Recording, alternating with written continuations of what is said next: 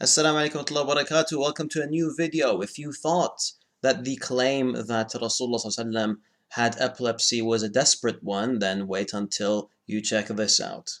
You see, genetics play a role in epilepsy, and for Dr. Jalaluddin to make the case that Rasulullah ﷺ had epilepsy, he wanted to argue that he has a family history of it. So in this video, he claims that Rasulullah ﷺ's mother had visual hallucinations, and that means that she may have had epilepsy. Let's check it out. All right. So on the top left, you see about Muhammad's mom. So when we're talking about Muhammad's mother and anything before prophethood, you have to understand that there's not a lot of stuff written at that early on. But what we do have quite a lot about Muhammad's mother seeing things. So on the left side, I'm just going to read it for you guys if it's a little small. The prophet's mother, when she was about to give birth, nobody was with her. Neither man nor woman attended. Suddenly there was a terrifying noise and I felt great fear. Then a white bird alighted upon my breast and my fear left me. I became calm and no trace of pain. Next, I was handed a cup of sweet white sherbet, drink of it, heart filled with peace. I had a tall woman approach me. So she was hallucinating. Then another hallucination she has is she sees Havva, the wife of Prophet Adam, right? And then the wife of, I believe, Pharaoh of Egypt. And then she sees Maryam, the daughter of Imran, too. All the while, the noises I'd been hearing became louder and stronger, and she's having these vivid hallucinations. So the response to this is very simple. This isn't even a real hadith.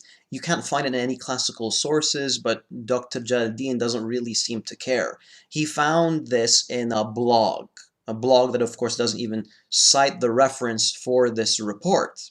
Now, you shouldn't really be surprised because this is the level of Dr. Jalaluddin. Unfortunately, his trusty sidekick, Shamoun, doesn't really know any better.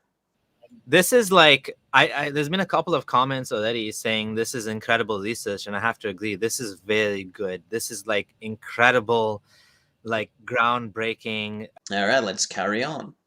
On the right side, we see Sirah ibn Kathir affirmed the same thing, and the visions of the mother who saw, she bore me, a light came from her that lit up the castles of Syria. Okay, so Dr. Jalaluddin is quoting a report that says that Amina had a ru'ya. Do you know what a ru'ya is? A ru'ya is a dream. Now, this is how desperate these mortards are. They find a report that says that the Prophet's mother had a dream, and they're like, oh, dream means ru'ya, it means vision, and therefore she had visual hallucinations. And if she had visual hallucinations, then she probably had epilepsy. Let's just carry on. And she heard voices that you were pregnant with the Lord of the Nation when she got pregnant stuff. Now you see, there's nothing here that even says that there was a vision or a hallucination or anything like that. All that the report says is that it was said to her.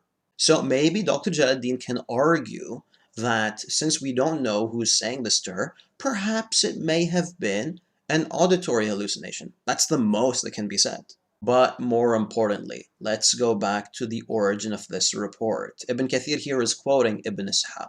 And Ibn Ishaq doesn't mention his source for the report. There is no chain.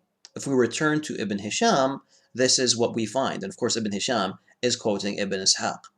So Ibn Ishaq's source is this. وَيَزْعُمُونَ فِيمَا يَتَحَدَّثُ النَّاسِ.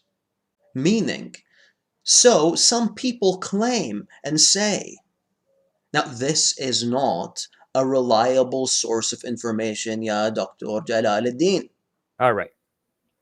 So that we've established that Muhammad's mom did have some hallucinations. Can we be sure it's epilepsy? We can't be sure because we don't know enough. But we do know that about 30 to 40% of epilepsy is caused by genetic predisposition. First degree relatives of people who inherit epilepsy have a 2 to 4-fold increased risk for epilepsy. Muhammad's mother hallucinated before, during her pregnancy, and at the time of delivery. No, you weren't able to establish a single hallucination, let alone 3. The most that you were able to do is argue that she had a single dream. I'm off. Assalamu alaikum wa rahmatullahi wa barakatuh.